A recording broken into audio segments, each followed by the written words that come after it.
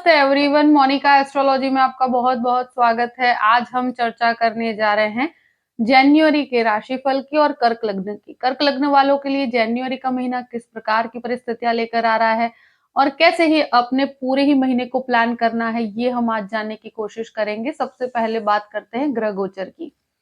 देखिए 13 जनवरी को मंगल मार्गी अवस्था में आ जाएंगे, यानी कि 12 तारीख को ही मार्गी हो जाएंगे और 13 तारीख से उसका भ्रमण आपके लिए शुरू हो जाएगा मार्गी अवस्था में। वृषभ राशि में ही भ्रमण करेंगे वो। 14 जनवरी को सूर्य जो है मकर राशि में प्रवेश करने जा रहे हैं। 17 जनवरी का सबसे बड़ा बदलाव हो रहा है, जो शनि का राशि परिवर्तन हो रहा है और आपके 8वें घर में यानी कि कुंभ राशि में जाएंगे। 22 जनवरी को शुक्र जो है वो कुंभ राशि में प्रवेश करेंगे, तब तक वो मकर राशि में ही रहेंगे। बुध का कोई भी परिवर्तन इस महीने नहीं है, मगर बुध जो है 29 दिसंबर से लेकर 18 जनवरी तक वक्री अवस्था में रहेंगे। तो ये भी एक बहुत इंपॉर्टेंट फैक्टर है। तो देखिए शुरुआत करते हैं आपके लग्न से। कर्क लग्न और लग्न का स्वामी होता है चंद्रमा और इस महीने सबसे बड़ा जो बदलाव है 17 तारीख के बाद शनि की दृष्टि आपके लग्न पे से हटकर आपके अष्टम भाव पर चली जाएगी। तो 17 दिन तक आपके लिए शनि की दृष्टि आपके लग्न पर रहेगी और सूर्य जो है 14 तारीख के बाद आपके लग्न को देखेंगे। तो ये एक तरह से बहुत ही कॉन्फिडेंस बढ़ाने वाली परिस्थिति होती है। गुरु की दृष्टि जो है वो आपके लग्न पर पड़ती है, तो ये एक बहुत ही बड़ा पॉजिटिव पॉइंट है, क्योंकि कर्क राशि के ऊपर गुरु की दृष्टि सबसे उच्च मानी गई है और सूर्य की 14 तारीख के बाद भी यहाँ पर दृष्टि पड़ेगी और पूरे ही महीने सूर्य आपके लग्न को देखेंगे। तो ये एक तरह से प्रेजेंटेशन और कॉन्फिडेंस बहुत अच्छा रहेगा। 22 तारीख तक शुक्र भी आपके लग्न को देखते हैं। तो ये जो सिचुएशन बनती है कि जहां पर अगर कोई प्रेजेंटेशन है आपका या कोई भी प्रकार का कार्य आप करना चाहते हैं, तो वहां पे बहुत ही डिसिप्लिन के साथ आप कार्य कर पाएंगे। और देखिए यहाँ पर मैं यही कहूंगी कि जहां पर भी स्थित है वहां पर रहकर कैसे डेवलप करना है, इस चीज पे आपको ध्यान ज्यादा देना चाहिए। बाकी सूर्य का भ्रमण जो होगा वो आपके अंदर जो आत्मविश्वास है उसमें काफी बढ़ोतरी करेगा और काम करने की क्षमता को बहुत अच्छा बढ़ाएगा। डिसीजन मेकिंग का पावर बहुत अच्छा रहेगा और जो काफी समय से कॉन्फिडेंस नहीं था, यहाँ पर सूर्य के द्वारा आपको बहुत ही अच्छी ऊर्जा प्राप्त होगी। अब बात करते हैं सेकंड हाउस की। द्वितीयेश जो है सूर्य बनकर आपके छठे घर में है और बाद में 14 तारीख के बाद वो सप्तम भाव में आ जाएंगे। तो बुध के साथ सूर्य की ये जो युति बनेगी और बुध वक्रावस्था में भी होंगे। तो यहाँ पर कहूं कि फैमिली के अंदर डिस्प्यूट से बचना चाहिए आपको, क्योंकि 17 तारीख के बाद शनि भी यहाँ पर देखते हैं। तो वाणी के अंदर बहुत शांति बना के रखनी पड़ेगी। देखिए फैमिली मैटर के अंदर आपको बहुत ही पीसफुली परिस्थितियों को हैंडल करना पड़ेगा, क्योंकि यहाँ बहुत ज्यादा डिस्प्यूटेड स्थिति में पड़ने से आपको बचना चाहिए पूरे ही महीने, क्योंकि सूर्य 6th हाउस में भी होंगे तो भी डिस्प्यूटेड स्थिति है और 7वें घर के अंदर भी शुक्र के साथ रहेंगे और 3-4 दिनों के लिए शनि के साथ भी युति होगी। शनि खुद 17 तारीख के बाद आपके द्वितीय भाव को देखेंगे। तो वाणी के ऊपर बहुत संयम बना के रखना पड़ेगा। कहीं पर भी आपको बोलना है और फैमिली मैटर में खास करके आप बहुत शांति से डील करिएगा। और बिजनेस के अंदर या जॉब में भी कहीं पर भी आपको जब भी बोलना है, कोई भी चीज में आपका प्रेजेंटेशन है, तो वहां पर आपकी वाणी को या आपके प्रेजेंटेशन को 2 से 3 बार आप चेक करके आगे बढ़िए, तो आपके लिए प्रॉब्लमेटिक सिचुएशन नहीं है।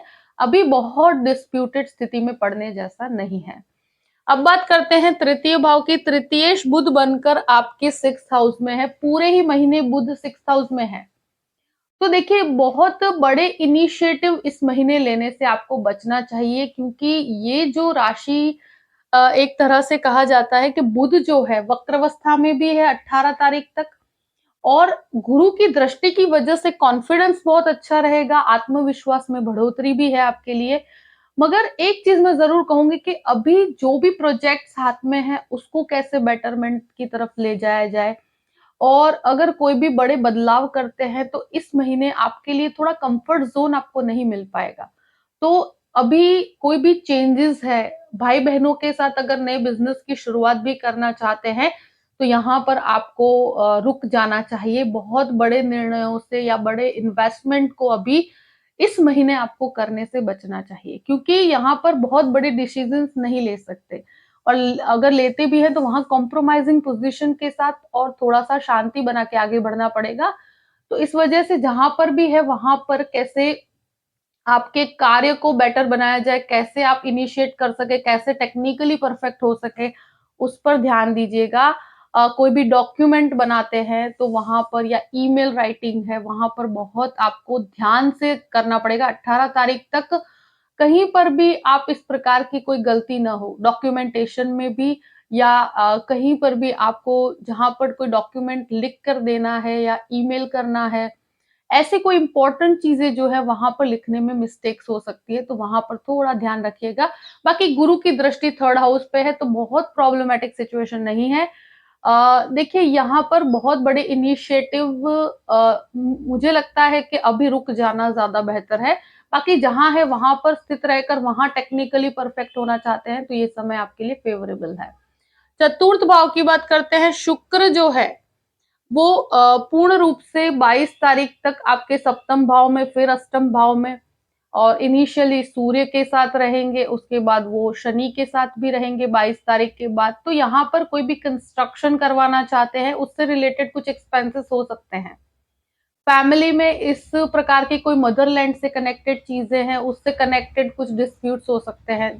तो मैं एक ही चीज कहूंगी कि इस महीने कोई प्रॉपर्टी लेना, बेचना, इस प्रकार की प्रक्रिया करना चाहते हैं तो आपको बहुत एडवाइस लेकर काम करना चाहिए। यहाँ पर बहुत बड़े निर्णय उसमें भी अगर इस महीने न ले तो ज्यादा अच्छा है। थोड़ा सा रुकना चाहिए। इस महीने की एनर्जी काफी ट्रांसफॉर्मेशन हो रहा है, तो यहाँ पर आपको थोड़ा सा शांति से चीजों को हैंडल करना पड़ेगा, क्योंकि फैमिली से आपको काफी कहते हैं ना कि जो सपोर्ट मिलना चाहिए वो प्राप्त नहीं हो पाएगा। माता के स्वास्थ्य का भी इस महीने आपको ध्यान रखना पड़ेगा, और अगर कोई भी प्रकार के डिस्प्यूट है वहां पर आपको पीसफुली हैंडल करना पड़ेगा चीजों को। अब बात करते हैं आपके पंचम भाव की। पंचमेश मंगल है, और 12 तारीख निकलते ही 13 तारीख से वो मार्गी अवस्था में आ जाएंगे, और मंगल खुद के ही घर को देखते हैं। तो एक तरह से ये बहुत ही मजबूत पोजीशन मैं कहूंगी। अगर आप एक तरह से कहें कि शेयर मार्केट में कोई भी इन्वेस्टमेंट कर रहे हैं तो उनके लिए एक तरह से 12 तारीख निकलते ही फेवरेबल रिजल्ट मिलेंगे, और शनि का भी अष्टम में जो 17 तारीख के बाद भ्रमण होगा वो भी आपके लिए काफी पॉजिटिव है। छोटे छोटे अंतराल में कीजिएगा जो भी आप इन्वेस्टमेंट करते हैं। बहुत बड़े रिस्क नहीं लेने, मगर जितना भी करते हैं वहां पर आपको काफी अच्छे रिजल्ट्स प्राप्त होंगे। जो लोग, स्पेशली कहूं कि 17 तारीख के बाद 5वां घर काफी स्ट्रांग हो रहा है, तो यहाँ पर क्या है कि जो लोग इवन चाइल्ड बर्थ एक्सपेक्ट कर रहे हैं तो उनके लिए भी बहुत अच्छी परिस्थिति है। और दूसरी चीज, जो इंजीनियरिंग में है, मेडिसिन में है, और स्पेशली आईटी इंजीनियरिंग के अंदर जो स्टूडेंट्स हैं उनके लिए बहुत ही एक्सीलेंट परिस्थिति है, और स्टूडेंट का सिलेक्शन होने के चांसेस बहुत अच्छे हैं। जिस कोर्स में आप एडमिशन लेना चाहते हैं वहां पर आपको प्राप्त होगा। इवन 17 तारीख के बाद शनि का भी बहुत अच्छा सपोर्ट यहाँ पे प्राप्त है, और 12 तारीख के बाद मंगल का भी सपोर्ट प्राप्त है। टेक्निकल स्टूडेंट के लिए बहुत अच्छा है, और जो भी सर्जरी के अंदर जाना चाहते हैं, डॉक्टर्स, नर्स है, मेडिसिन से, रिसर्च से कनेक्टेड कोई भी कोर्सेस में जाना चाहते हैं, उनके लिए परिस्थितियां बहुत फेवरेबल है। और एक तरह से कहा जाए, ये मंगल की दृष्टि यहाँ पर है, और शनि की भी है, और गुरु की भी है, तो विद्या को पूर्ण रूप से सपोर्ट करती है। और शेयर मार्केट के अंदर भी आपके लिए लाभकारी समय ही कहूंगी मैं, कोई घबराने वाली सिचुएशन नहीं है। आपकी संतानों को एक तरह से बेटरमेंट होगा, और वहां पर उनके लिए काफी, उनकी लाइफ के अंदर काफी पॉजिटिव चीजें होंगी, तो उनके लिए बहुत अच्छा है ये। अब बात करते हैं 6th हाउस की। 6th हाउस का अधिपति गुरु होकर आपके 9वें भाव में, और बुध यहाँ पर वक्र अवस्था में है। तो स्किन रिलेटेड इश्यूज से थोड़ा संभलना चाहिए, क्योंकि मंगल की और बुध की जब भी दृष्टि संबंध होगा तो यहाँ पर स्किन रिलेटेड प्रॉब्लम्स बहुत ज्यादा होती है, प्लस हार्मोनल इम्बैलेंस से संबंधित प्रॉब्लम्स भी होती है, यानी कि पीसीओडी है, या इस तरह की प्रॉब्लम्स जो जहाँ पर स्टमक रिलेटेड प्रॉब्लम्स होती है, आपके स्किन इश्यूज होते हैं, इस तरह की प्रॉब्लम्स को आपको लाइटली नहीं लेना। इस महीने इस प्रकार की परिस्थितियां बहुत होगी क्योंकि बुध भी 6th हाउस में वक्री है। अभी बहुत बड़े डिस्प्यूट में पड़ने जैसा नहीं है क्योंकि यहाँ पर आपको फेवरेबल एनवायरमेंट इस महीने नहीं मिलेगा क्योंकि 6th हाउस में बुध का भी वक्री भ्रमण है। 18 तारीख के बाद भले ही मार्गी हो तो भी मंगल की दृष्टि तो रहेगी ही रहेगी। तो इस प्रकार की परिस्थितियों में व्यक्ति को बहुत बड़े झगड़ों में नहीं पड़ना चाहिए और बहुत सपोर्ट की एक्सपेक्टेशन भी आप नहीं लगा सकते। लोन्स भी लेते हैं तो यहाँ पर बर्डन को नहीं बढ़ाना, जितना आप कर सकते हैं आपको लोन मिलने में कोई प्रॉब्लम नहीं होगी, लोन की प्राप्ति के अंदर काफी अच्छे योग हैं। मगर मंगल की दृष्टि जब जब पड़ती है, आप अनएक्सपेक्टेडली जो भी लोन लेते हैं उसको पे ऑफ करने में काफी समस्या आती है। तो जो भी लेते हैं कैलकुलेट कर लीजिए और एडवाइस लेकर कार्य कीजिएगा तो प्रॉब्लमेटिक सिचुएशन नहीं होगी। सप्तम भाव में सूर्य जो है 14 तारीख के बाद आएंगे और यहाँ पर जो सूर्य की 14 तारीख के बाद एंट्री होती है प्लस 14 से लेके 17 तारीख के बीच में जो शनि सूर्य और शुक्र की युति यहाँ पर होती है, तो देखिए मैरिड लाइफ के अंदर आपको थोड़ा शांति बना के रखनी पड़ेगी और सप्तमेश खुद अष्टम भाव में है 17 तारीख के बाद, तो बहुत बड़े पार्टनरशिप को आपको अवॉइड करना चाहिए। और यहाँ पर क्या ईगो क्लैशेस बहुत हो रहे हैं, तो अभी इस महीने 14 तारीख के बाद जैसे सूर्य यहाँ पर आएगा, सूर्य एक तरह से बहुत अग्रेसिव बना देता है, संबंधों में बहुत ज्यादा ऊर्जा आ जाती है जो कभी ना कभी व्यक्ति को काफी प्रॉब्लमेटिक सिचुएशन में डाल देती है। और शुक्र भी यहाँ पर है, तो देखिए बिजनेस पॉइंट ऑफ व्यू से बहुत अच्छा है, जहां पर भी बिजनेस के अंदर है वहां पर आपकी अच्छी बढ़ोतरी होगी। मगर पार्टनरशिप में थोड़ा सा आपको संभलना पड़ेगा, जो ऑलरेडी पार्टनरशिप में है उनको भी संभलना पड़ेगा। नई पार्टनरशिप इस महीने ना की जाए तो ज्यादा अच्छा है।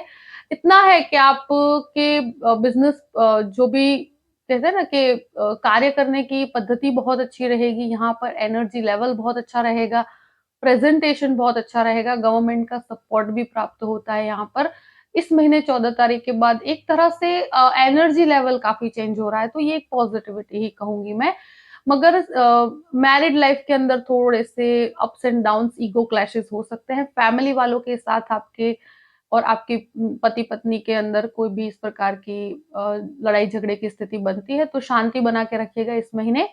अब बात करते हैं अष्टम भाव की। अष्टम भाव का स्वामी पहले तो आपके 7वें घर में है और अब अष्टम भाव में 17 तारीख के बाद आएंगे।